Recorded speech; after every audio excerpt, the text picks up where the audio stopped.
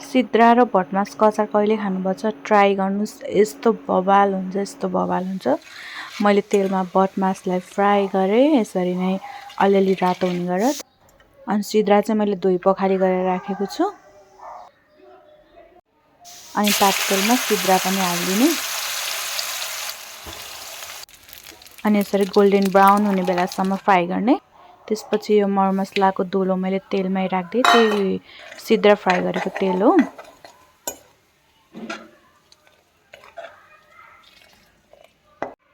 अनि त्यसपछि आउँछ खुर्सानी, लसुन, अदुवाको पेस्ट।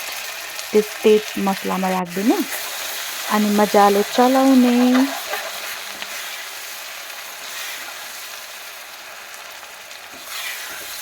अनि हेर्नुहोस् कस्तो राम्रो देखेको है। मसलालाई पनि सानो ग्यासमा यसरी नै चलाइ पकाउने। त्यसपछि अघि फ्राई गरेको भटमास राख्ने अनि अघि फ्राई गरेको सिद्रा माछा राख्ने अनि चलाउने, बिस्तारै बिस्तारै चलाउने। अनि मैले राखेँ भिनेगर अनि थोरै चुको अमिलो अनि कलरको लागि थोरै कश्मिरी लाल मिर्च। अब म ट्राई गर्नेवाला छु, हेर्नुहोस् मेरो रियाक्सन।